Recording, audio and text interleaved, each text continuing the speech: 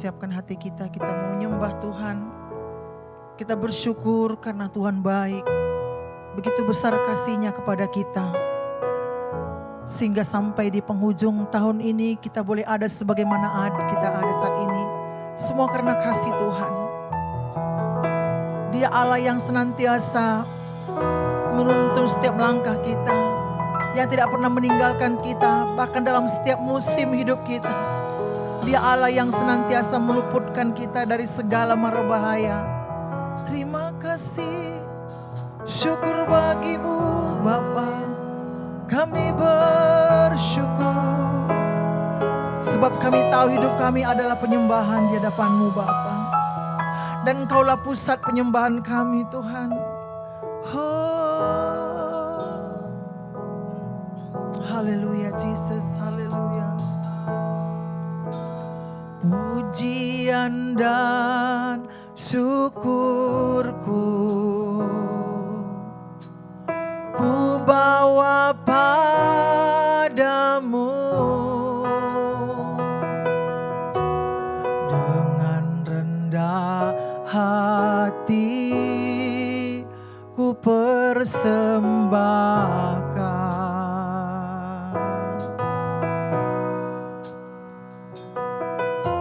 Sadar bila ku ada hanya karena anugerah, bukan karena kekuatanku. Lebih lagi kita katakan, mari kita bawa setiap pujian kita di hadapan-Nya. Pujian dan syukurku ku bawa padamu. Dengan rendah hati ku persembahkan.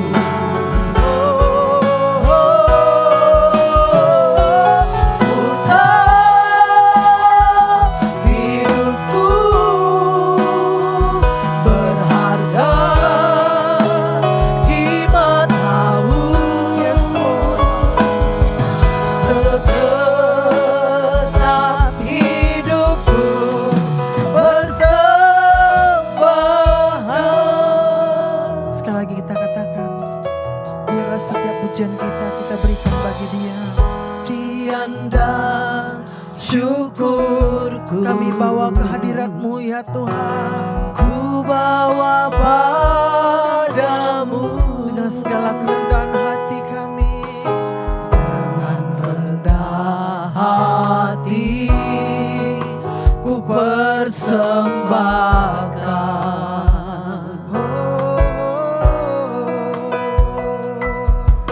Sadar bila ku ada hanya karena anugerah, bukan karena kekuatanku.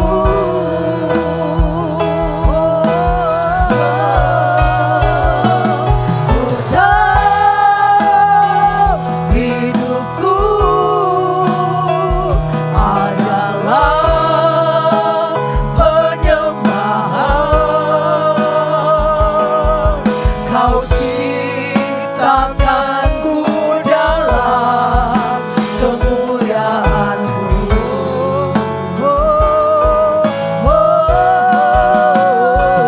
Ku tahu hidupku berharga di mata-Mu. Segenap hidupku persembahkan. Yesusku, ku tahu hidupku adalah penyembahan. Kau ciptakanku dalam kemuliaan-Mu.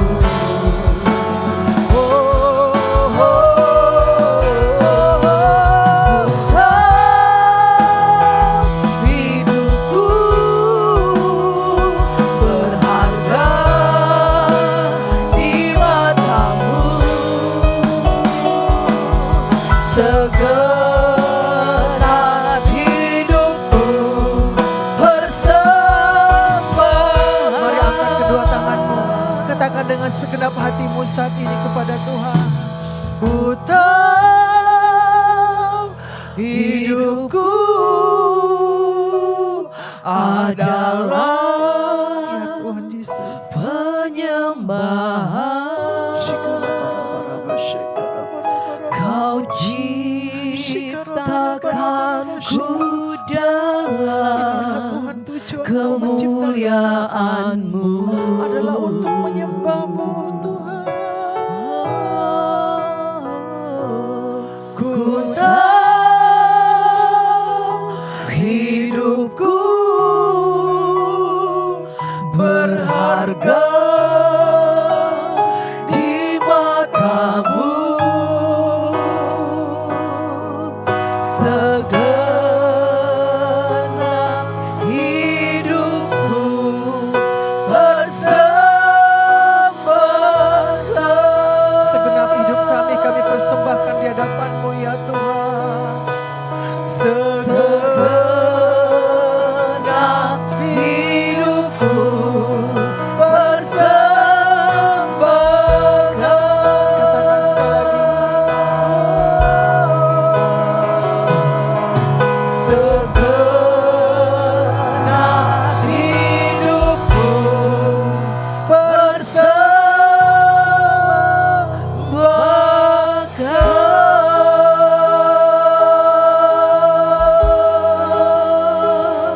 Kami persembahkan segenap hidup kami Tuhan, sebagai penyembahan yang hidup, yang kudus, yang berkenan di hadapan. Sebab untuk itulah Kau menciptakan untuk tujuannya divine destiny, tujuan hidup kami Tuhan, menyenangkan hati-Mu Bapa. Sebab hidup kami adalah penyembahan di hadapan. Bersyukur Tuhan, kami bawa hidup kami, kami sembah Yesus.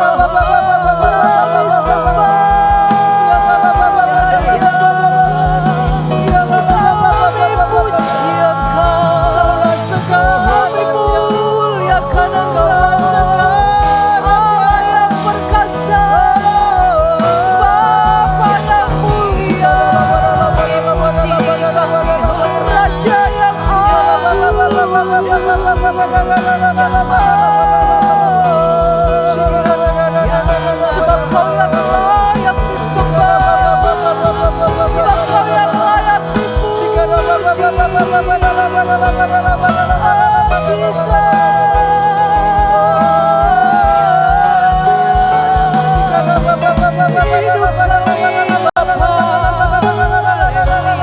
Kami bersyukur Tuhan, kami bersyukur buat segala kebaikan-Mu Bapa. Bapa yang baik, Bapa yang baik, sangat baik bagi kami. Sungguh tiada Allah yang seperti Engkau. Sungguh besar kasih-Mu Tuhan, terlalu besar kasih-Mu bagi kami. Terima kasih Bapa.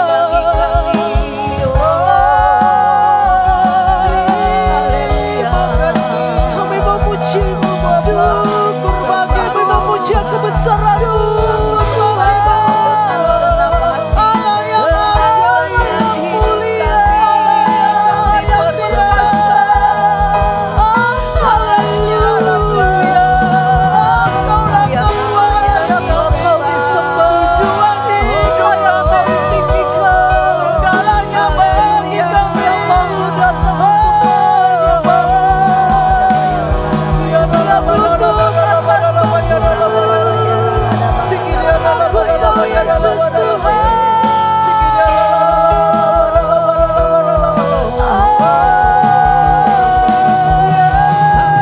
Terima kasih Bapa.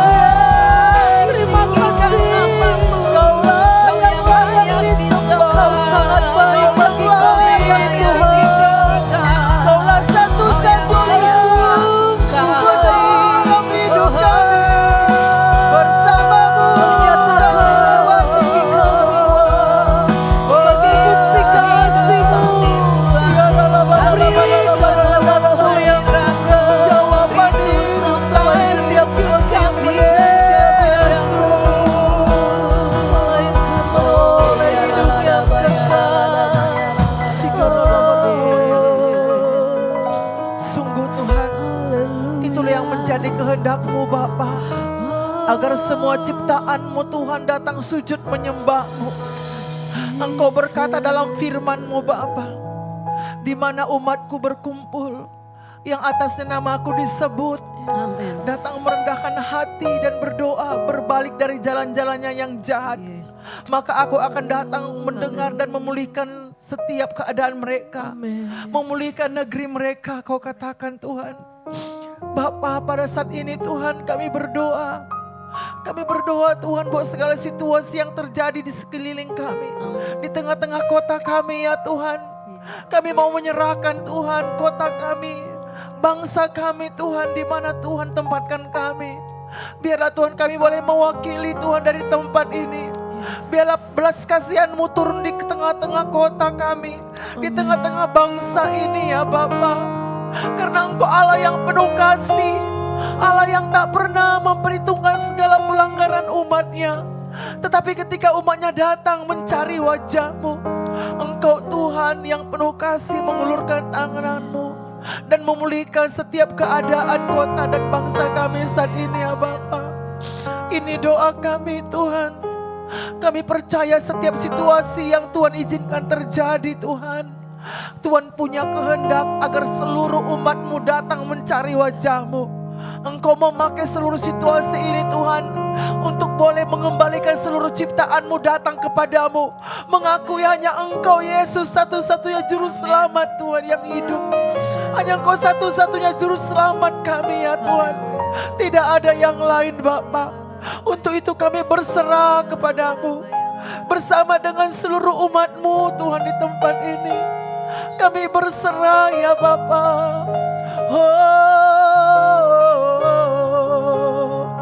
Terima kasih Tuhan.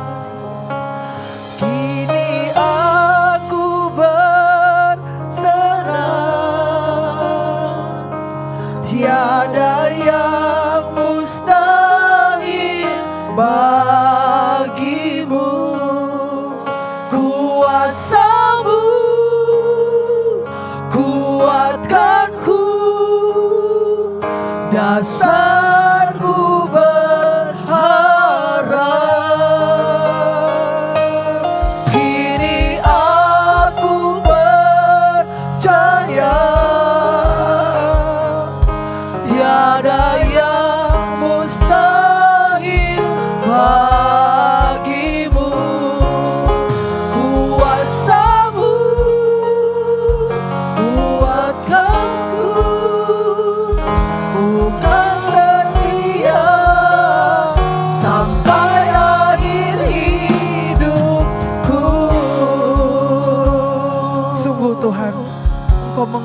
kami sejak dari awal ya Tuhan.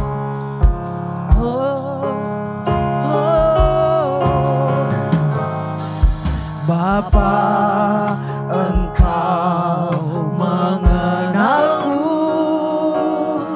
lebih dari siapapun.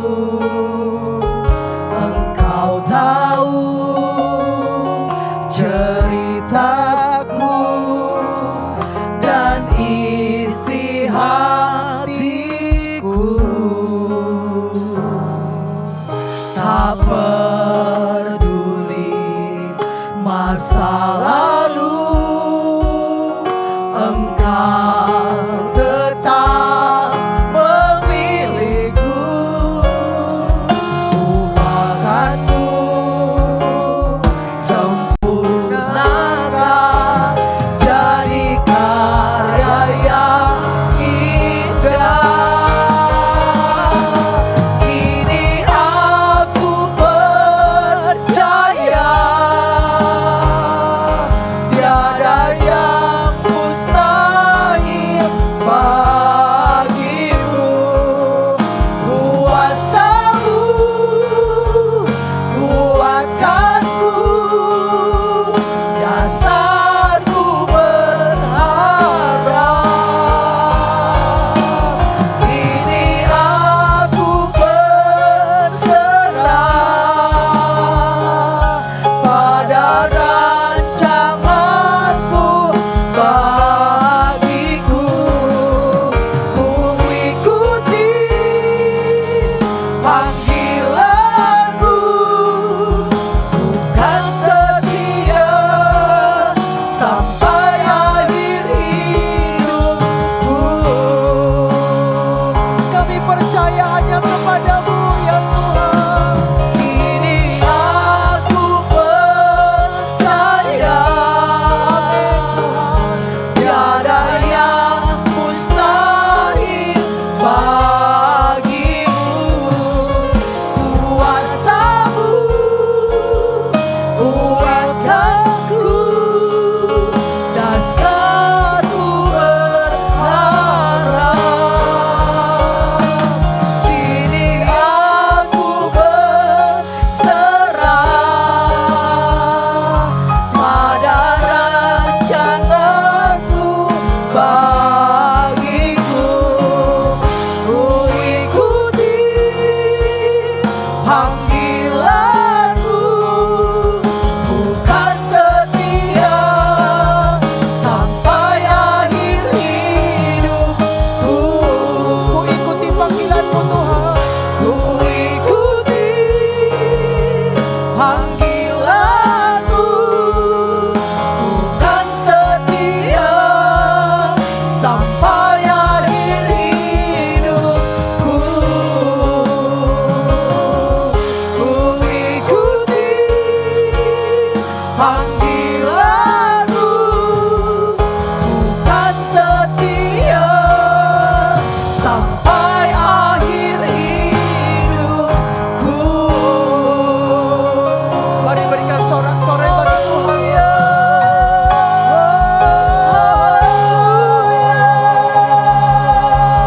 Kami setia sampai selamanya. Kami kan setia Pada panggilanmu. bukan setia Haleluya. dirimu Tuhan. Haleluya. Seumur hidup kami. Haleluya. Sebab hanya Engkaulah Tuhan kemuliaan dari sekarang sampai Kami selama-lamanya. percaya rancanganmu indah bagi kami. Bapa kami. Kami tetap setia bagimu Tuhan. Ya Ralabasika, Ralabalabala, ya Ralamana, ya Terbaik bagi Di Ralaba, ya Ralamana, ya Santa, Ralaba, ya Sika, Ya Ralaba, ya Ralamana, ya percaya Sebab bagimulah segala pujian Tuhan. Sebab bagimulah kemuliaan dari sekarang sampai selama-lamanya ya Allah. Untuk itu kami mau Kami menyembah, percaya. kami mau menyenangkan-Mu ya Kami Tuhan. punya Allah Sebab yang rancangan-Mu selalu indah bagi kami. Dan biarlah segala kemuliaan Tuhan, segala kuasa bagimu, hanya bagimu dari sekarang sampai selama-lamanya. Haleluya.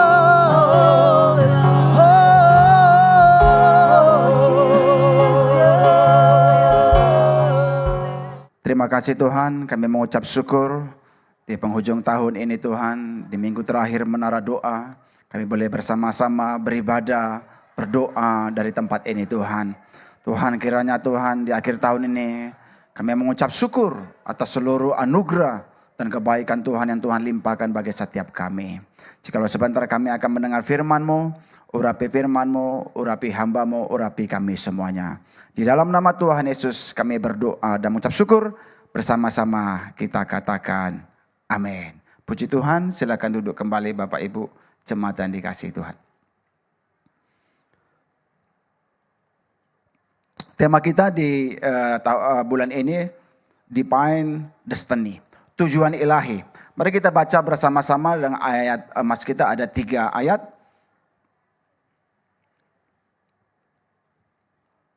Dari Yesaya 9 ayat 6 sampai 7.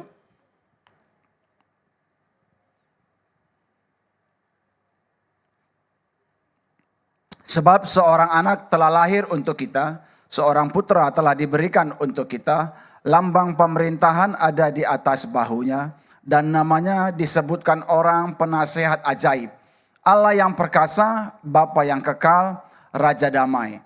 Besar kekuasaannya dan damai sejahtera tidak akan berkesudahan di atas tahta Daud dan di dalam kerajaannya. Karena ia mendasarkan dan mengokohkan dengan keadilan dan kebenaran dari sekarang sampai selama-lamanya. Kecemburuan Tuhan semesta alam akan melakukan hal ini. Yang kedua, dari Mika 5 ayat 2. Tetapi engkau hai Betlehem Efrata, hai yang terkecil di antara kaum-kaum Yehuda, daripadamu akan bangkit bagiku seorang yang akan memerintah Israel, yang permulaannya sudah sejak purbakala, sejak dahulu kala. Galatia, dari kitab Galatia, tetapi setelah genap waktunya, maka Allah mengutus anaknya yang lahir dari seorang perempuan dan takluk kepadanya, kepada hukum Taurat. Ia diutus untuk menebus mereka yang takluk kepada hukum Taurat, supaya kita diterima menjadi anak. Dan karena kamu adalah anak, maka Allah telah menyuruh roh anaknya ke dalam hati kita, yang berseru, ya Aba, ya Bapa. Nah, dari ketiga ayat ini Bapak Ibu jemaat yang dikasihi Tuhan, ini tentang nubuatan kedatangan juru selamat, yaitu Yesus Kristus. Tujuan ilahi dalam hidup kita, atau apakah tujuan ilahi, divine destiny itu? Divine destiny itu adalah rencana agungnya Allah, ya, yang puncaknya itu suatu hubungan manusia dengan Allah itu kembali, yaitu melalui Yesus Kristus. Tujuan ilahi, rencana agungnya Tuhan untuk semesta alam ini, untuk manusia, supaya manusia itu memiliki suatu hubungan yang dekat, yang intim kembali dengan Tuhan melalui Yesus Kristus. Oleh sebab itu, apa tujuan ilahi dalam hidup kita? Apa tujuan Allah menjadikan kita? Apa tujuan Yesus itu lahir, mati di kayu salib dan bangkit pada hari yang ketiga? Tentu ada tujuannya bagi setiap kita yang hidup di muka bumi ini.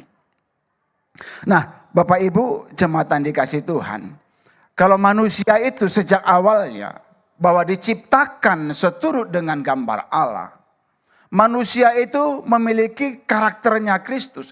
Manusia itu awalnya itu berkuasa di bumi, menjadi wakilnya Tuhan di bumi, berkuasa atas seluruh bumi ini. Tetapi Bapak Ibu, akibat dosa gambar diri Allah itu rusak dalam manusia. Nah, oleh sebab itu tujuan ilahi, tujuan Yesus datang, tujuan Yesus lahir ke muka bumi ini, yang dia Allah menjelma menjadi manusia, mengambil rupa seorang manusia, supaya gambar diri Allah itu boleh dipulihkan kembali. Amin Bapak Ibu.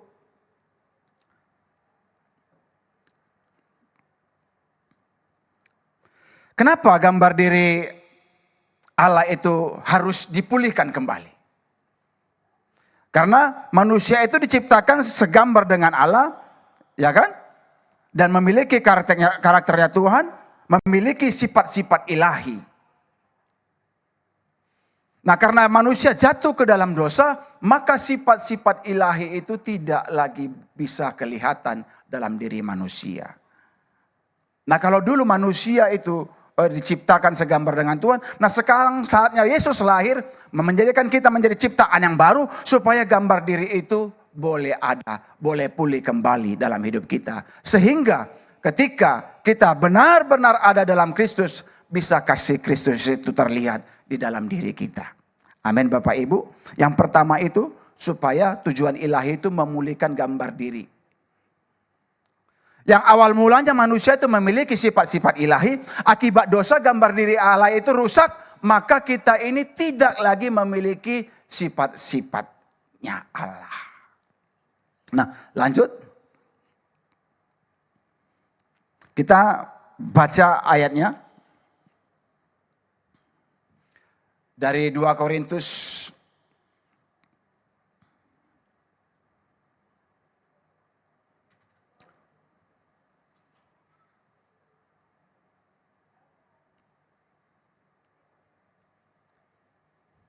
sebentar. Dan kita semua mencerminkan kemuliaan Tuhan dengan muka yang tidak berselubung. Dan karena kemuliaan itu datangnya dari Tuhan yang adalah roh, maka kita diubah serupa dengan gambarnya dalam kemuliaan yang semakin besar. Nah Bapak Ibu jemaat yang dikasih Tuhan, kita akan diubah lagi kembali segambar dengan Tuhan. Artinya kita memiliki sifat-sifat ilahi.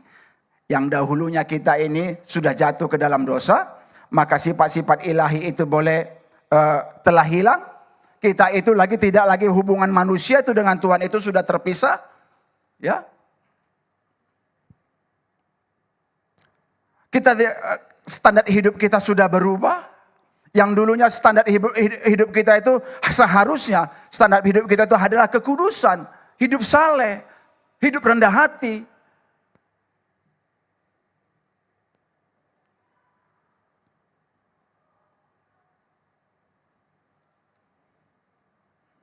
Selanjutnya.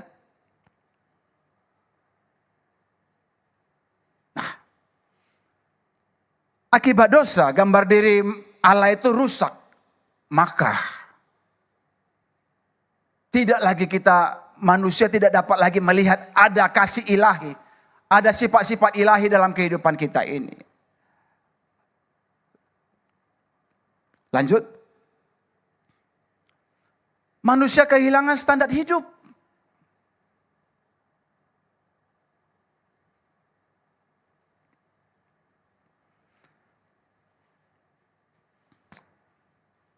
Manusia terpisah dari dosa.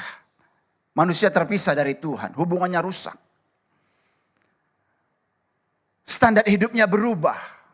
Manusia sekarang mencari kenyamanan hidup. Berbicara material, bicara materi, kenyamanan hidup di muka bumi ini. Akan apa yang ku miliki, apa yang ku punya, apa yang bisa ku andalkan, apa yang bisa aku pegang di muka bumi ini. Mereka cari itu semuanya. Sementara standar ilahi hidup sebenarnya yaitu hidup yang mengasihi Tuhan sepenuh hati. Mengasihi sesama manusia dengan sepenuh hati. Hidup yang melayani, hidup mengasihi, hidup dan mengampuni. Hidup kudus di hadapan Tuhan. Berubah karena apa? Akibat dosa. Hidup maunya sendiri. Tidak lagi berpatokan kepada nilai-nilai kebenaran. Tidak lagi berpusat kepada Kristus. Tapi berpusat kepada apa yang kita mau. Apa yang bisa kita lakukan. Apa yang bisa kita andalkan. Apa yang bisa kita punya. Sehingga kita selalu berbicara materi di muka bumi ini. Tidak lagi memikirkan perkara-perkara yang rohani. Tidak lagi memikirkan perkara-perkara Kristus. Perkara-perkara yang di atas. Tapi kita sibuk dengan perkara-perkara dunia ini. Padahal Bapak Ibu segala sesuatu yang kita cari di muka bumi ini tidak bisa kita pegang menjadi pegangan hidup. Tidak bisa kita andalkan itu. Kita melihat di akhir di bulan November banjir melanda 3 provinsi. Semuanya apa yang membuat manusia itu bahagia, sukacita, sementara kumpulkan harta bertahun-tahun dalam hitungan menit atau jam, semuanya hanyut di bawah air. Nah, oleh sebab itu Bapak Ibu jemaat yang dikasihi Tuhan, di penghujung tahun ini mari kita bersama-sama sadar bahwa kita itu memiliki tujuan ilahi yang luar biasa dalam hidup kita, yaitu supaya gambar diri kita ini boleh pulih, supaya kita ini dapat mencerminkan Kristus kembali dalam hidup kita, supaya dunia bisa melihat ada kasih Kristus dalam kehidupan kita.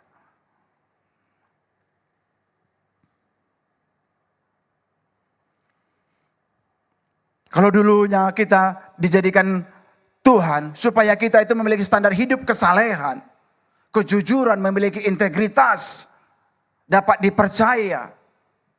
Kita hidup saling mengasihi.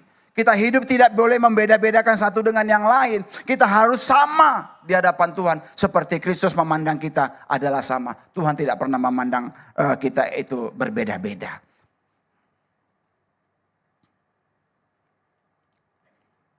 Yang kedua,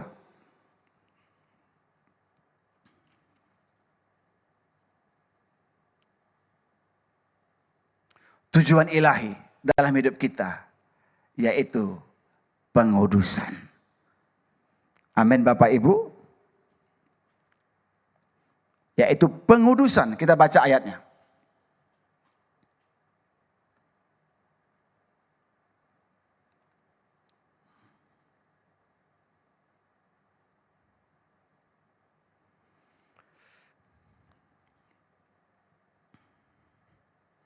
Dari 1 Tesalonika 4 ayat 7.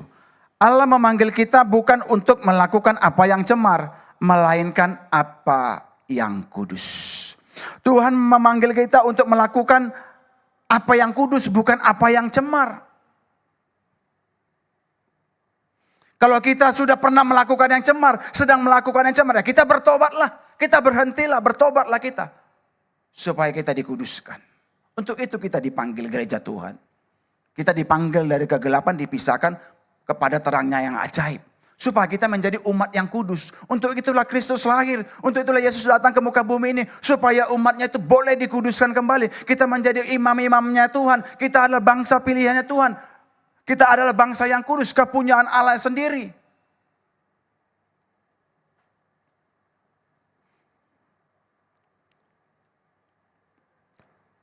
Dalam 1 Petrus ayat 1 ayat 15 sampai 16 mengatakan, tetapi hendaklah kamu menjadi kudus di dalam seluruh hidupmu, sama seperti Dia yang kudus yang telah memanggil kamu. Artinya, kita dalam seluruh hidup kita dikatakan, hendaklah kamu menjadi kudus dalam seluruh hidupmu. Baik dalam seluruh hidup, berkata dalam tingkah laku kita, perbuatan kita, perkataan kita, pikiran kita. Hendaklah kamu kudus. Sebab ada tertulis, kuduslah kamu sebab aku kudus. Nah artinya Bapak Ibu kalau kita berbicara kekudusan itu proses seumur hidup. Supaya kita itu diproses seumur hidup, supaya kita itu terus hari lepas hari terus mengejar kekudusan. Karena firman Tuhan dalam Ibrani 12 ayat 14 mengatakan, berusahalah hidup damai dengan semua orang dan kejarlah kekudusan. Sebab tanpa kekudusan tidak seorang pun akan melihat Tuhan. Jadi Bapak Ibu, yang kedua itu tujuan ilahi dalam hidup kita itu pengudusan. Firman Tuhan berkata, kejarlah kekudusan. Kita harus kejar, bukan kejar yang lain, bukan kejar harta dunia ini, bukan kejar hanya popularitas kita aja, bukan kejar ketenaran kita aja, bukan kejar berkat aja. Gak salah kita minta berkat kepada Tuhan. Tapi bukan itu yang harus kita kejar. Tapi kita kejar apa? Kekudusan, hidup benar. Kita harus memiliki integritas. Kita harus memiliki nilai-nilai kejujuran. Kita harus berlaku adil pada setiap orang. Supaya apa? Supaya kita itu boleh melihat, orang bisa melihat gambaran Kristus. Gambaran kasih Kristus kepada kita. Karena Kristus itu suka keadilan, suka kebenaran, suka kejujuran. Nah bagaimana kalau gereja, kita anak Tuhan, tidak berlaku adil? Apakah gereja bisa dilihat sebagai kasih Kristus, berlambangkan kasih Kristus, melihat ada gambaran Kristus, ada gambaran kasih Kristus di dalam hidup kita. Kalau kita tidak berlaku adil, kalau kita tidak berlaku jujur, kalau kita suka berbohong, sama dong sama dunia. Kalau dunia memperlakukan orang yang sosialnya tinggi, orang yang memiliki harta yang lebih, apalagi kalau kami orang Batak, ya kan? Kalau tulangnya, hartanya paling banyak, dia harus duduknya paling depan, tempatnya pun paling bagus. Apakah itu cerminan Kristus? Tidak.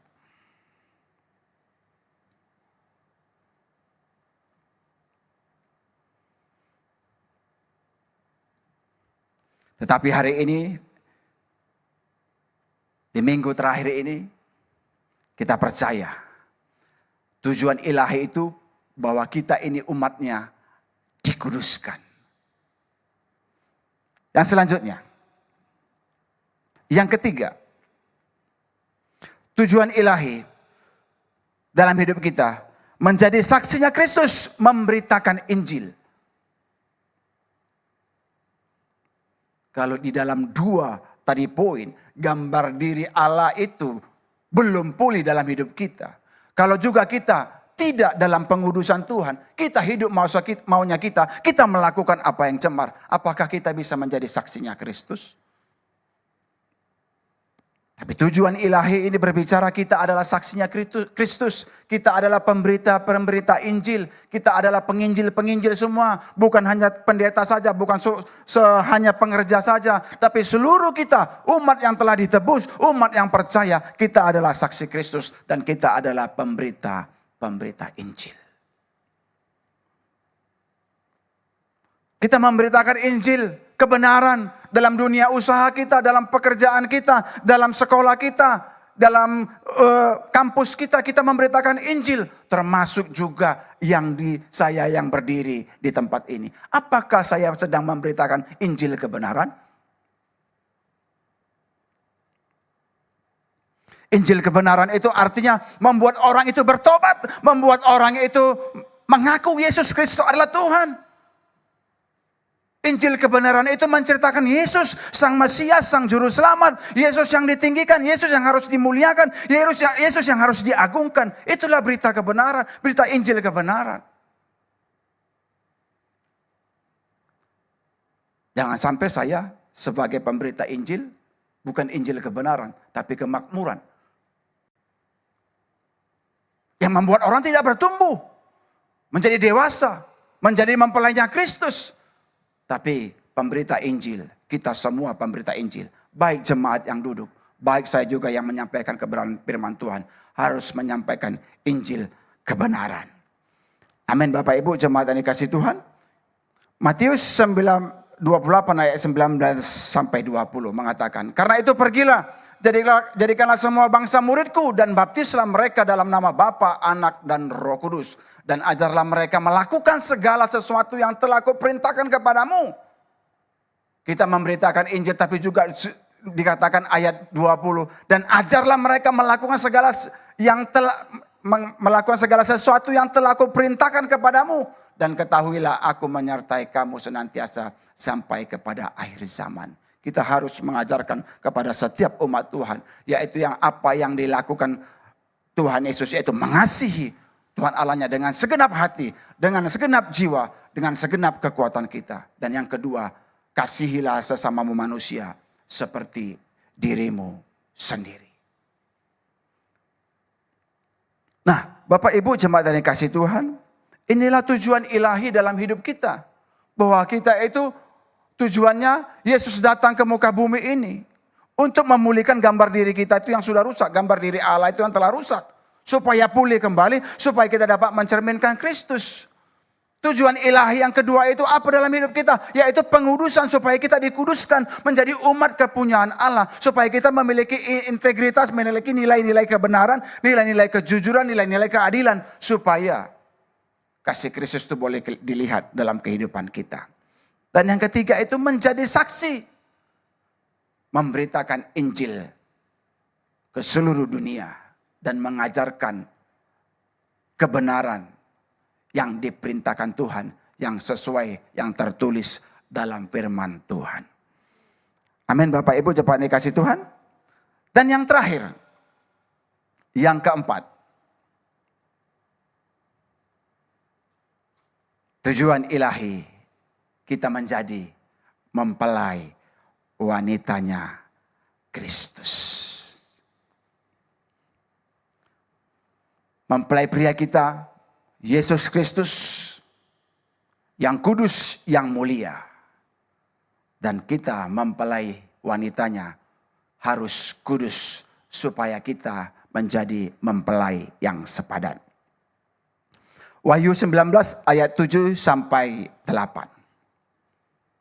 Marilah kita bersukacita dan bersorak-sorai dan memuliakan Dia, karena hari perkawinan anak domba telah tiba dan pengantinnya telah siap sedia. Dan kepadanya dikaruniakan supaya memakai kain lenan halus yang berkilau-kilauan dan yang putih bersih. Lenan halus itu adalah lambang perbuatan.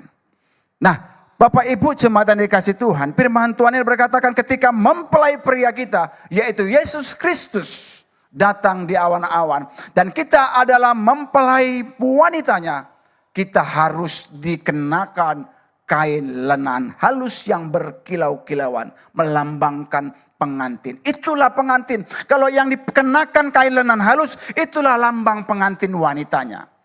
Apa arti dijelaskan kain lenan halus? Yaitu perbuatan-perbuatan yang benar dan orang-orang kudus. Bapak Ibu.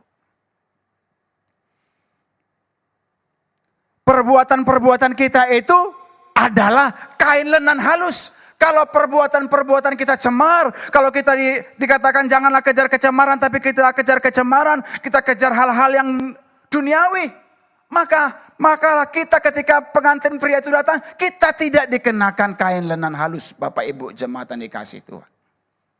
Karena kain lenan halus itu perbuatan yang benar dari orang kudus. Jadi orang yang kudus.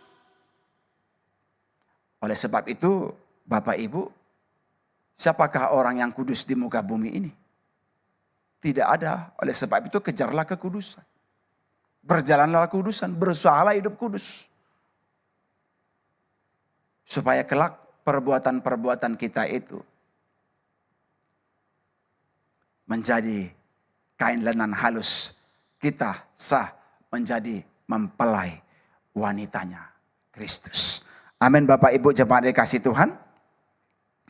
Nah, ketika kita mengejar keempat hal ini, menjadi pertanyaan kita, apakah itu yang harus kita pikirkan, kita lakukan? Kita tidak bekerja lagi Pak. Kita tidak lakukan lagi dunia bisnis dan usaha kita. Dalam keempat inilah kita melakukannya, kita lakukan di dunia usaha, di dunia bisnis kita, di pekerjaan kita, di sekolah kita, di kampus kita.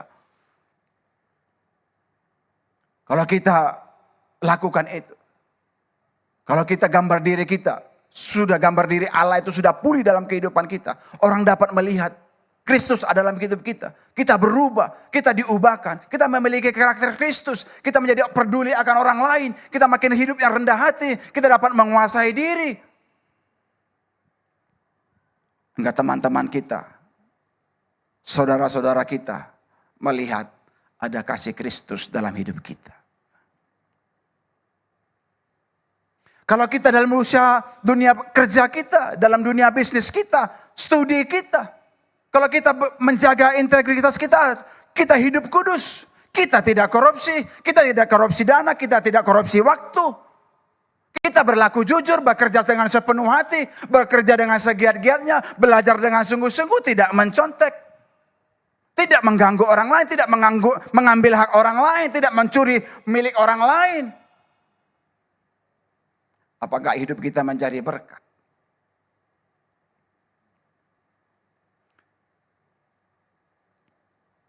Kalau kita dalam dunia kerja kita menjadi saksi. Kita memberitakan Injil pada teman-teman kerja kita, teman sekolah kita, teman kampus kita. Hidup kita menjadi saksi. Maka saya percaya apa yang tidak pernah kita pikirkan, apa yang tidak pernah kita lihat, itu yang Tuhan sediakan. Terjadi divine blessing dalam hidup kita. Bapak Ibu jemaat yang dikasih Tuhan. Nah Bapak Ibu jemaat yang dikasih Tuhan, hari ini tujuan ilahi dalam hidup kita. Kita harus mengerti.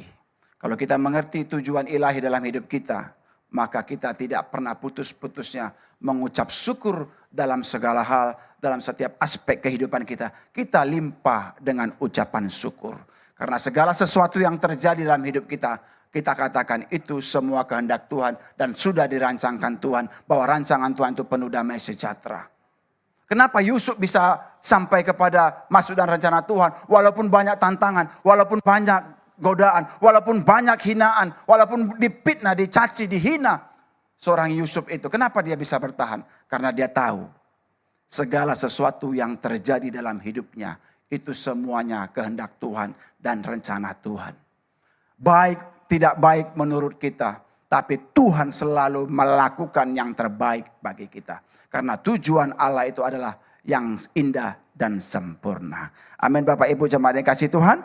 Kiranya hari ini, di minggu terakhir ini, kita berdoa walaupun banyak tantangan, walaupun masih banyak pergumulan dalam hidup kita. Percaya rencana Tuhan indah. Rencana Tuhan itu penuh damai sejahtera.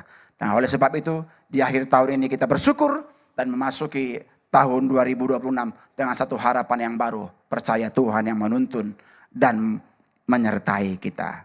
Mari kita bangkit berdiri, kita tutup ibadah kita dalam doa. Terima kasih Tuhan, kami mengucap syukur Tuhan. Kami percaya tujuan-Mu yang terindah dalam kehidupan kami, tujuan ilahi Tuhan dalam hidup kami, untuk kami menjadi Tuhan Yesusku, memulihkan gambar diri Allah dalam hidup kami. Kami memiliki karakter Kristus. Kami mengucap syukur Tuhan, Engkau Allah yang menguduskan, menyucikan kami dari segala pelanggaran dosa kami. Bila kami Tuhan memberitakan Injil-Mu, menjadi saksi Kristus di tengah-tengah dunia ini Tuhan. Terima kasih Bapa, kami percaya kelak Engkau datang kedua kali Tuhan, menyongsong kami umat-Mu, menyongsong mempelai pria kami Tuhan di awan-awan Tuhan. Terima kasih Bapa, terima kasih karena kami percaya segala perbuatan orang-orang benar itu ya Tuhan Engkau perhitungkan. Terima kasih Bapa, terima kasih di dalam nama Tuhan Yesus kami berdoa dan mengucap syukur, bersama-sama kita katakan amin.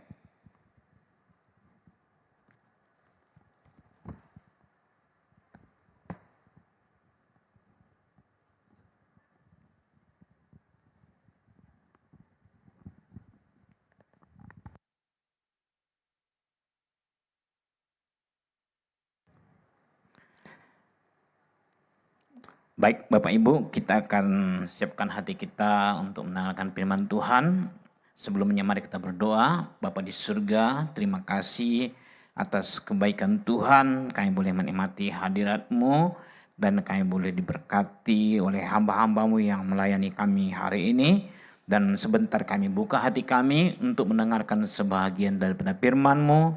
Berfirman bagi kami Tuhan, kami siap untuk mendengar dan melakukan kebenaran firman-Mu. Terima kasih Bapa, di dalam nama Yesus Kristus kami bersyukur dan kami berdoa. Haleluya. Amin. Amin. Baik Bapak Ibu, pada hari ini saya akan sampaikan firman Tuhan dengan tema kodrat ilahi. Ya, kodrat ilahi masih menjadi bagian dari tema besar kita, yaitu divine destination. Ya, destiny, divine destiny. Saudaraku yang kasih, setiap kita Tuhan ciptakan untuk satu tujuan, ya. Ibarat sebuah puzzle, saudaraku yang kasih, Tuhan bentuk kita unik dengan satu bentuk yang Tuhan rancang sendiri. Bahkan firman Tuhan mengatakan Tuhan menenun kita dari kandungan ibu kita untuk satu tujuan, ya, untuk satu tujuan yang Tuhan telah tetapkan dalam kehidupan kita.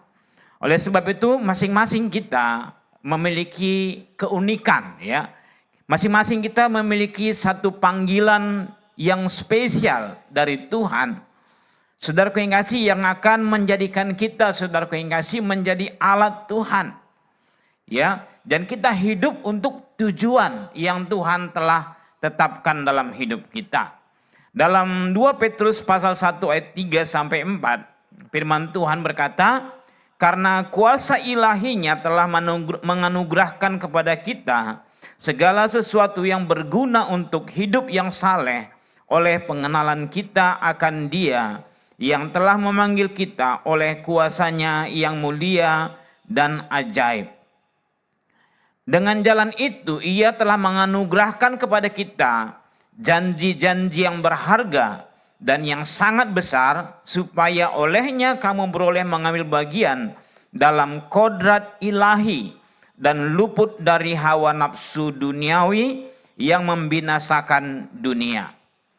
Saudara yang kasih, firman Tuhan berkata, dengan jalan itu Ia telah menganugerahkan kepada kita janji-janji yang berharga dan yang sangat besar, supaya olehnya kamu boleh mengambil bagian dalam kodrat ilahi. Saudaraku yang kasih, jadi ada janji Tuhan, dan saudaraku yang kasih, ada kuasa, ada kemampuan yang datangnya dari Tuhan yang akan menolong kita, yang akan memberikan kita kekuatan untuk berjalan di dalam kodrat ilahi, ya, atau tujuan ilahi yang Tuhan telah tetapkan dalam kehidupan setiap pribadi kita.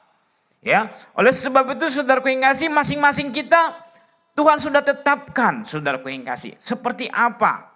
Ya, kita ini unik, saudaraku yang kasih, kita ini spesial. Kita ini adalah sesuatu yang Tuhan bentuk, saudaraku yang kasih, berbeda, khusus, saudaraku yang kasih. Oleh sebab itu kodrat ilahi diberikan oleh Allah ketika kita menerima Yesus menjadi Tuhan dan Juru Selamat. Maka kodrat kita yang lama yang berorientasi kepada daging diubah menjadi baru, yaitu di dalam Kristus. Ya, kita diperbaharui mulai dari identitas kita sebagai anak Allah.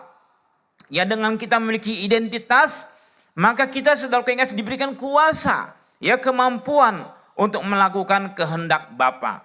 Sehingga sesuai dengan firman Tuhan, yang lama sudah berlalu dan yang baru sudah datang. Saudaraku yang kasih, mari kita melihat yang pertama, saudaraku yang kasih, kodrat ilahi dalam kehidupan kita. Ya, yang pertama, saudaraku yang kasih, kodrat ilahi bagi manusia adalah hidup kekal. Ya, hidup kekal. Saudaraku yang kasih, sering sekali kita di akhir tahun sama seperti ini. Ya, yang kita kejar, saudaraku yang kasih, adalah pencapaian jasmani, materi, saudaraku yang kasih. Sering sekali kita menempatkan identitas kita atas apa yang kita miliki. Rumah bagus, mobil bagus, saudaraku yang kasih, baju bagus. Ya, sering sekali saudaraku yang kasih, yang kita kejar untuk akhir tahun itu adalah bahwasanya kita memiliki sesuatu yang baru, yang wow, yang hebat, saudaraku yang kasih. Dan kalau kita gagal untuk mendapatkannya, kita merasa minder, kita merasa gagal, kita merasa wah, tahun ini enggak baik, tahun ini aku gagal. Tetapi sesungguhnya saudaraku yang kasih, kita hidup bukan untuk itu, saudaraku yang kasih. Tetapi firman Tuhan mengatakan, carilah dahulu kerajaan Allah dan kebenarannya, maka semuanya akan ditambahkan. Artinya apa? Tujuan kita apa? Adalah untuk mengejar kerajaan Allah, melakukan kehendak Allah, menjadikan Tuhan sebagai pusat dalam kehidupan kita. Dan kalau kita menjadikan Tuhan menjadi pusat dalam kehidupan kita, maka semuanya akan ditambahkan, saudaraku yang kasih. Hal yang bersifat jasmani, bersifat materi itu adalah tambahan. Tetapi saudaraku yang kasih, yang perlu kita kejar adalah Tuhan. Ya, oleh sebab itu yang perlu kita evaluasi di akhir tahun ini adalah apakah aku masih di dalam Tuhan. Ya, itu yang penting, saudaraku yang kasih. Bukan apa yang kita punya, apa yang kita miliki, seberapa bagus rumah yang kita miliki, seberapa bagus mobil yang kita miliki. Tetapi yang perlu kita evaluasi di akhir tahun ini, saudaraku yang kasih, apakah kita sudah menyelesaikan tujuan Allah? Apakah kita sudah menjadi penyelesai yang baik untuk tujuan Allah dalam hidup kita? Atau selama ini kita hanya hidup untuk pesta pora, untuk makan, minum, ya, untuk kuliner dari satu resto ke resto yang lain. Apakah hidup kita hanya untuk healing dari satu tempat wisata ke tempat yang lain? Ya, dari satu salon ke salon yang lain, saudaraku yang kasih. Kalau ini yang terjadi berarti kita sudah kehilangan identitas kita sebagai anak Allah. Dan kita kehilangan kodrat kita, saudaraku yang kasih, yaitu untuk memiliki hidup yang kekal. Ya, jadi kodrat ilahi yang pertama dalam hidup manusia adalah hidup kekal. Kalau kita ada satu pertanyaan, saudaraku yang kasih, yang sering muncul di sekolah Alkitab, saudaraku, ya, yang dikatakan seperti ini: berapakah umur Adam, ya, dan Hawa ketika jatuh ke dalam dosa, ya? Saudaraku yang kasih, sering sekali kita berpikir berapa umur Adam dan Hawa. Saudaraku yang kasih, sesungguhnya hidupnya adalah kekal, ya, tidak terhitung, saudaraku yang kasih. Dari kapan umur Adam dimulai dihitung, saudaraku yang kasih? Ketika hidupnya menjadi panah, ya, ketika jatuh ke dalam dosa. Firman Tuhan mengatakan, jika engkau memakan buah ini maka engkau akan mati. Saudaraku yang kasih, dan ketika itu mulai dihitung umurnya, saudaraku yang kasih, sehingga tepat pada waktunya, saudaraku yang kasih, Adam meninggal, saudaraku yang kasih. Artinya, saudaraku yang kasih, kita ini kekal, itu menjadi kodrat kita. Mati itu bukan kodrat kita, saudaraku yang kasih. Ya, tujuan Allah dalam hidup kita adalah untuk memiliki hidup yang kekal. Sehingga dalam Yohanes 3:16 firman Tuhan berkata, karena begitu besar kasih Allah akan dunia ini sehingga ia telah mengaruniakan anaknya yang tunggal supaya setiap orang yang percaya kepadanya tidak binasa melainkan beroleh hidup yang kekal. Artinya, saudaraku yang kasih, Yesus datang untuk apa? Untuk mengembalikan kehidupan manusia, ya, yang sudah menuju kepada kebinasaan, supaya kembali kepada kodrat ilahi. Kodrat yang Tuhan tetapkan bahwasanya kita ini adalah makhluk yang Tuhan ciptakan, Tuhan buat menjadi memiliki hidup yang kekal, saudaraku yang kasih. Jadi misi Yesus datang ke dunia adalah untuk mengembalikan kodrat ilahi dalam diri manusia, yaitu hidup yang kekal. Dosa, saudaraku yang kasih, mengubah kodrat manusia yang kekal menjadi panah, ya. Panah artinya sesuatu yang tidak abadi, ya, mudah berlalu, terbatas oleh waktu, ya. Kehidupan yang panah itu, saudaraku yang kasih, hidup manusia di dunia ini singkat, rapuh, dan tidak kekal. Ya, tetapi saudaraku yang kasih, hidup manusia berlangsung sementara di bumi. Bersifat jasmani, saudaraku yang kasih, harta, jabatan, itu semua, saudaraku yang kasih, itu bersifat sementara. Tetapi Yesus datang ke dunia, saudaraku yang kasih, untuk mengubah kehidupan yang panah menjadi kehidupan yang kekal. Dengan cara apa, saudaraku yang kasih? Dengan cara kita menerima Yesus menjadi Tuhan dan Juru Selamat dalam hidup kita, maka firman Tuhan mengatakan kita memperoleh hidup yang kekal. Oleh sebab itu, saudaraku yang kasih, di akhir tahun ini, saudaraku yang kasih, kita perlu refleksi diri kita.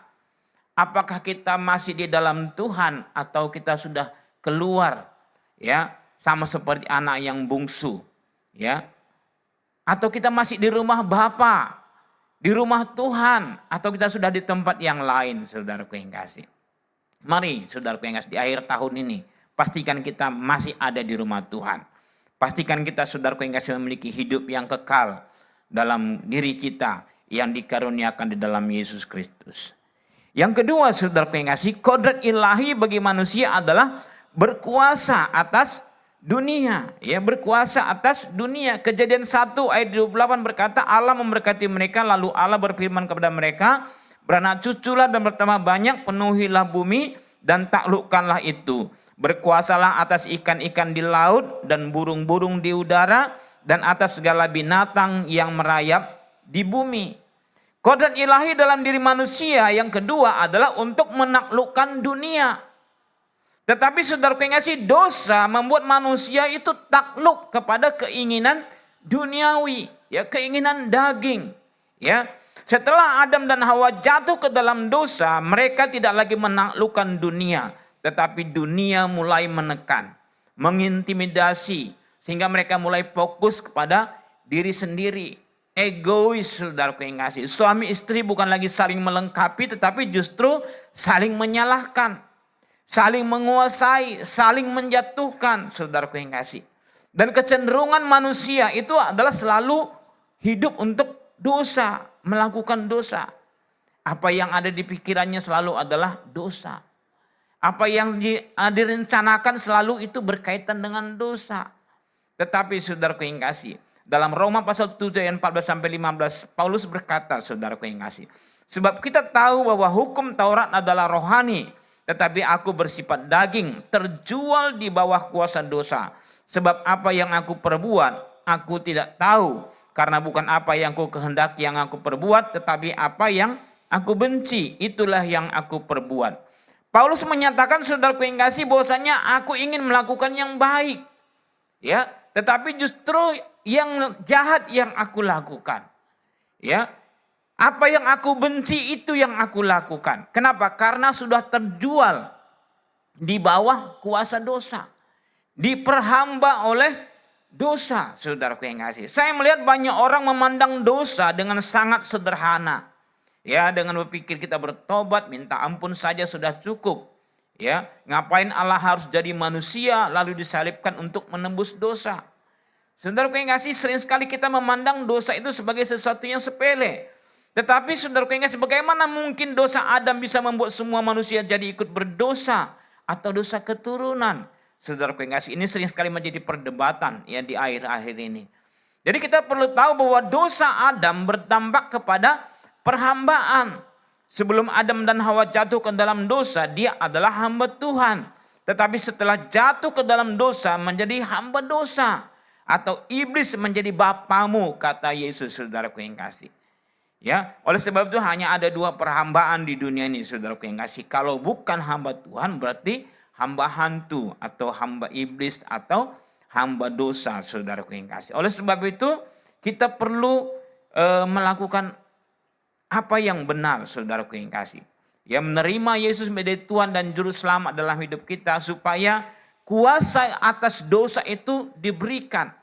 Ya, melalui kuasa Roh Kudus yang bekerja dalam diri kita. Dalam Kisah Para Rasul 1 ayat 8. Tetapi kamu akan menerima kuasa kalau Roh Kudus turun ke atas kamu. Dan kamu akan menjadi saksiku di Yerusalem dan di seluruh Judea dan Samaria dan sampai ke ujung bumi. Kuasa menjadi saksi artinya adalah kemampuan untuk melakukan firman Tuhan. Artinya terlepas dari perhambaan dosa. Ya, Roh Kuduslah yang menolong kita, memberikan kemampuan untuk menolak dosa dan melakukan firman Tuhan dengan setia. Tetapi sekalipun demikian, saudara yang kasih, manusia tetap Allah berikan free will, ya, atau kebebasan untuk memilih, ya. Sekalipun Roh Kudus akan terus mengingatkan, terus berbicara dalam hati nurani kita, saudara, supaya kita berubah, supaya kita bertobat, ya. Oleh sebab itu kita perlu memiliki hubungan yang intim dengan Roh Kudus setiap hari sehingga kita memiliki kepekaan rohani. Jangan salah bergaul seperti video berikut ini, saudara yang kasih. Kita lihat videonya. Ya, kita lihat, saudara yang kasih, ada anjing yang bertingkah laku seperti kura-kura, ya. Jadi firman Tuhan berkata dalam 1 Korintus 5 ayat 33, janganlah kamu sesat pergaulan yang buruk merusak kebiasaan yang baik. Ya, jadi saudaraku yang kasih, dengan siapa kita bergaul itu menentukan siapa kita, saudaraku yang kasih. Ya, kalau kita mau, saudaraku yang kasih, menjadi orang yang peka dengan pimpinan Roh Kudus, saudaraku yang kasih, bergaullah selalu dengan Roh Kudus. Miliki hubungan yang intim dengan Roh Kudus supaya kita berjalan sama seperti yang memiliki karakter Kristus dalam hidup kita, ya. Yang ketiga, saudaraku yang kasih, kodrat ilahi bagi manusia adalah menikmati yang terbaik dari Tuhan. Ya, Kejadian 1 ayat 31 berkata, maka Allah melihat segala yang dijadikannya itu baik, segala yang dijadikannya itu sungguh amat baik. Jadilah petang, jadilah pagi, itulah hari ke-6. Saudaraku yang kasih, ketika Allah menciptakan langit dan bumi, ya, sebelum Allah menciptakan manusia, maka Allah menciptakan segala sesuatu yang baik. Di hari pertama Tuhan mengatakan Allah melihat semuanya itu baik. Hari yang kedua Allah melihat semuanya itu baik. Hari yang ketiga Allah melihat semuanya itu baik. Hari keempat, kelima, keenam, saudaraku yang kasih, maka firman Tuhan mengatakan Allah melihat semuanya sungguh amat baik. Ya, dan kemudian dia Allah menciptakan manusia. Artinya, saudaraku yang kasih, bahwasanya Allah menciptakan manusia, saudaraku yang kasih, untuk menikmati semua yang baik yang Tuhan telah kerjakan. Tuhan telah siapkan. Ya, jadi saudaraku yang kasih, kalau kita melihat Allah menciptakan manusia dan menempatkannya di Taman Eden, saudaraku yang kasih, maka itu adalah taman yang baik. Ya, Taman Eden bukan hanya berlimpah makanan, ya, artinya semua jenis buah-buahan, berlimpah minuman, saudaraku yang kasih. Ada 4 sungai, ya, yang bermata air, saudaraku yang kasih, di Taman Eden. Tetapi Eden juga berlimpah dengan kemewahan, emas, batu krisopars, dan batu-batu yang mahal yang lainnya, saudaraku yang kasih. Artinya Tuhan tidak anti dengan kemewahan. Tuhan tidak anti dengan barang yang mahal-mahal, saudaraku yang kasih. Tetapi yang Tuhan mau, saudaraku yang kasih, kita menikmati, kita bersyukur kepada Tuhan, kita muliakan Tuhan dengan apa yang ada pada kita. Ya, dalam Hagai pasal 2 ayat 6 sampai 8 firman Tuhan berkata, sebab beginilah firman Tuhan semesta alam. Sedikit waktu lagi aku akan mengoncangkan langit dan bumi, laut dan darat. Aku akan mengoncangkan segala bangsa, sehingga barang yang indah-indah kepunyaan segala bangsa datang mengalir. Maka aku akan memenuhi rumah ini dengan kemegahan, firman Tuhan semesta alam. Kepunyaankulah perak dan kepunyaankulah emas. Demikianlah firman Tuhan semesta alam. Apa yang dimaksud dengan ayat ini, saudaraku yang kasih? Bahwasanya Allah ingin, saudaraku yang kasih, rumah Tuhan itu indah, baik. Ya, firman Tuhan, aku akan memenuhi rumah ini dengan kemegahan. Saudaraku yang kasih, kita melihat akhir-akhir ini, saudaraku yang begitu banyak gereja-gereja yang dibangun dengan sangat megah, dengan sangat mewah, dengan budget mungkin ada yang triliunan, saudaraku yang kasih. Ya, kita bersyukur gereja kita di Podomoro, kita memiliki budget yang beberapa puluh miliar, saudaraku yang kasih. Ada orang berkata, ngapain kita boroskan uang untuk bangun rumah Tuhan, bangun gereja sampai miliaran. Bagusan kita pergi bermisi, bagusan kita bantu orang miskin. Ya, lebih baik kita mungkin lakukan hal yang lain. Ya, tetapi saudaraku yang kasih, sesungguhnya Tuhan juga menginginkan, saudaraku yang kasih, rumah Tuhan itu adalah rumah yang indah, rumah yang baik, rumah yang megah, saudaraku yang kasih. Untuk apa? Untuk dinikmati oleh anak-anak Tuhan. Ya, jadi kodrat ilahi dalam hidup kita bukan hanya untuk hidup, tetapi hidup yang diberkati. Ya, ada damai sejahtera, berkecukupan, bahkan berkelimpahan, itu janji Tuhan. Ya, dalam Yohanes 6 ayat 33 berkata, carilah dahulu kerajaan Allah dan kebenarannya, maka semuanya itu akan ditambahkan kepadamu. Semuanya akan ditambahkan itu adalah artinya yang terbaik dari Tuhan. Ya, Yesus berkata, pencuri datang hanya untuk mencuri, membunuh dan membinasakan, tetapi aku datang, Yesus datang memberi hidup dan mempunyai dalam segala kelimpahan. Ya, jadi kodrat ilahi Adam dan Hawa di Taman Eden dapat kita miliki ketika kita hidup menerima Yesus sebagai Tuhan dan Juru Selamat dalam hidup kita. Kita bisa menikmati berkat-berkat pertambahan, berkat pelipat gandaan. Saudaraku yang kasih, kami dapat melihat bagaimana Tuhan menolong, Tuhan mengangkat, Tuhan menyediakan, saudaraku yang kasih, yang terbaik selalu dalam hidup kami. Sehingga saudaraku yang kasih, kami melihat cara Tuhan yang luar biasa untuk menolong. Sebagaimana juga kita boleh memulai gereja di Manhattan, saudaraku yang kasih.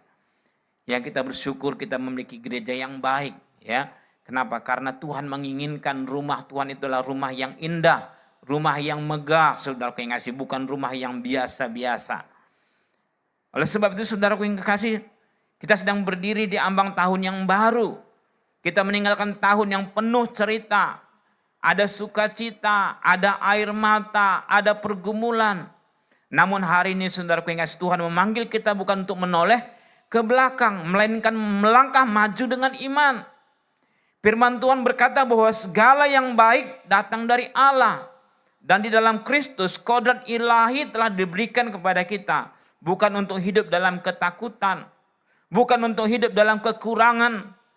Tetapi untuk menikmati kebaikan Tuhan.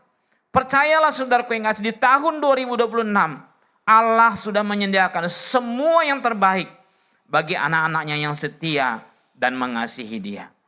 Percaya saudaraku yang kasih, di tahun 2026, lebih baik dari tahun 2025. Tahun 2026 sudah tahun yang penuh berkat. Sekalipun dunia mengatakan tahun resesi, akan ada krisis. Tetapi percayalah untuk anak-anak Tuhan, untuk jemaat Tuhan yang setia, untuk orang-orang yang mengasihi Tuhan. Tuhan bisa mengubahkan semua resesi, semua krisis menjadi kebaikan yang akan mendatangkan berkat bagi keluarga anak-anak Tuhan. Oleh sebab itu saudaraku yang kasih, kalau sebentar lagi kita akan tinggalkan tahun 2025 ini. Kita akan masuk tahun yang baru. Mari kita songsong tahun yang baru dengan penuh sukacita. Mari kita songsong tahun yang baru dengan penuh harapan. Kenapa? Karena kita punya Tuhan yang menyediakan segala yang baik untuk kita nikmati di tahun 2026 nanti. Inilah janji Tuhan saudaraku yang kasih. Inilah kodrat ilahi yang Tuhan telah tetapkan bagi kita. Yang penting adalah lakukan bagian kita. Cari Tuhan. Ya, utamakan Tuhan. Muliakan Tuhan. Sembah Tuhan. Tinggikan Tuhan. Maka semuanya akan ditambahkan. Itu janji Tuhan. Saudaraku yang kasih. Tuhan akan tambahkan di tahun 2026. Yang belum memiliki rumah, Tuhan akan berikan rumah. Yang belum memiliki kendaraan, Tuhan akan berikan kendaraan. Tuhan akan berikan berkat-berkat yang spesial di tahun 2026. Untuk semua anak-anak Tuhan yang sungguh-sungguh setia di dalam nama Tuhan Yesus. Terima kasih. Inilah firman Tuhan yang akan saya sampaikan hari ini. Mari kita berdoa. Bapa di surga, terima kasih buat firman-Mu. Biarlah Tuhan kami boleh percaya bahwasanya Engkau telah menetapkan hidup kami. Engkau memiliki tujuan atas hidup kami untuk kami boleh menjadi berkat Tuhan. Dan untuk diberkati, untuk menikmati segala yang baik dari Tuhan. Untuk kami boleh mengalami berkat-berkat yang spesial dari Tuhan. Yang penting kami mengutamakan Tuhan. Kami mencari kerajaan Allah. Kami melakukan kebenaran firman Tuhan. Kami mengutamakan Tuhan dalam seluruh kehidupan kami. Baik dalam keuangan kami. Baik dalam pekerjaan kami. Dalam keseharian kami. Kami selalu mengutamakan Tuhan. Dan janji-Mu Tuhan, maka Engkau akan menambahkan. Menambahkan damai sejahtera. Menambahkan sukacita. Menambahkan berkat rohani. Menambahkan berkat materi. Aku percaya Tuhan, apa yang kurang di tahun 2025, Tuhan akan tambahkan di tahun 2026. Kami akan melihat pelipat gandaan. Kami akan melihat pertumbuhan. Kami akan melihat pertambahan yang Tuhan akan kerjakan atas hidup kami, atas kehidupan keluarga kami, atas gereja Tuhan. Kami akan melihat pelipat gandaan di dalam nama Yesus Kristus. Terima kasih Bapa. Dalam nama Yesus Kristus kami berdoa. Haleluya. Tuhan melindungi dan memberkati kita.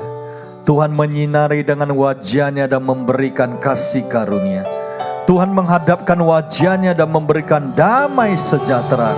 Terimalah damai sejahtera Bapa, kasih Kristus, dan persekutuan yang manis dengan Roh Kudus menyertai kita semuanya mulai hari ini sampai Maranatha, bahkan sampai selama-lamanya.